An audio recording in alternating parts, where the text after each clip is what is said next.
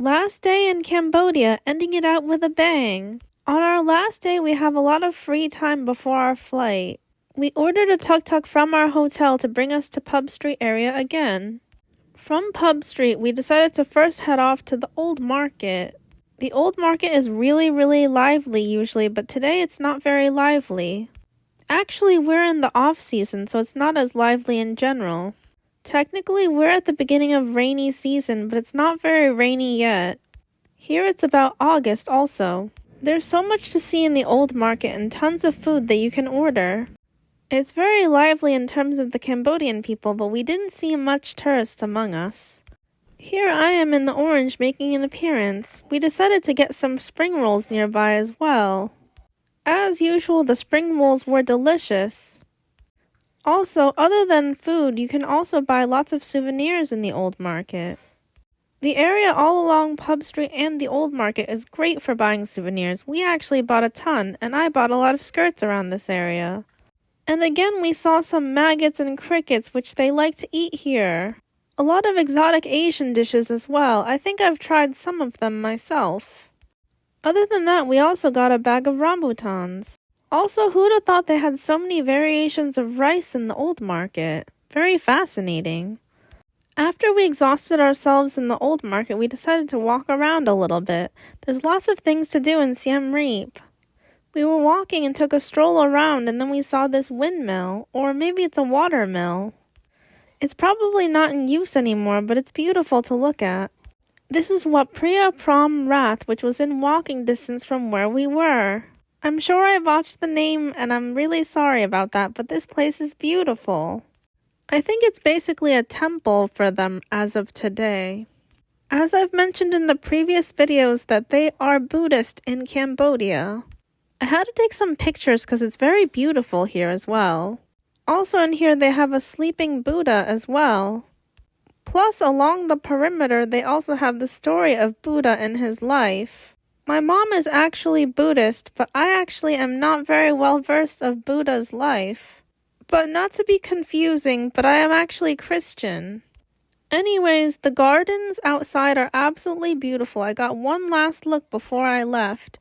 It's very beautiful to take photos of the outside. It's really nice. And plus, there was actually a guy outside who offered to do a tour for us for $5 each. He planned to take us around in a tuk-tuk and take us to 3 different locations, so we decided it was worth it because $5 is not very much money. The first place that we went to was basically like a temple. It's very old and beautiful. We actually did see a lot of temples at the beginning of our trip, but this was still very beautiful. Also, just to mention, our tour guide did actually bring us to a different stop that I didn't take a video of. Basically, it was a place where they wanted to sell us some stuff, but we didn't buy anything. It's not required to ever buy anything. Although I do think a lot of tour guides do this sort of tactic. The people in orange are actually monks. We're actually on our way to the killing fields to learn about the genocide. It's extremely sad to learn about the genocide of the Khmer Rouge. The museum has a lot of detail about how it happened. Here is a well where they push people to their deaths. That is so sad. And this is the actual place where they actually ate their food. They were barely fed, and here in these artworks you can see how they were brutalized. To this day, no one really knows why the Khmer Rouge actually happened, and it's so incredibly sad.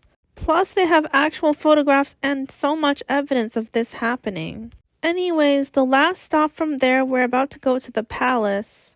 They have birds that you can set free as well for good karma. Setting the birds free is a good deed and good karma to yourself. From here, there's also a large temple area where people pray as well. As you can see, there's lots of incense. I actually decided to get my fortune told. Yep.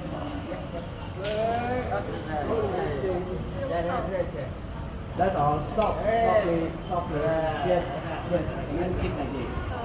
And then yes, you can see your mistake inside.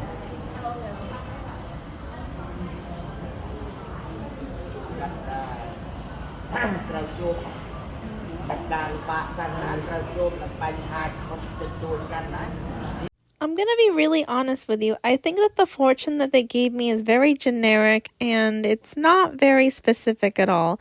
But I just wanted to be honest with you, and also I still thought it was cool and a fun thing to do if you want to try it. You do have to pay to get your fortune told, FYI. And if it matters to anybody, they do give you a bracelet afterward as well, but you may not care. Just to let you know though. And also from there we're headed to the palace. So exciting. We definitely had to take some pictures outside of the palace. Also, they have a lot of these cute little flowers that I put in my hair. What girl doesn't like a nice little photo opportunity, right? Also, right outside the palace, people can pray as well. It's very cute. They have a lot of these little shrines.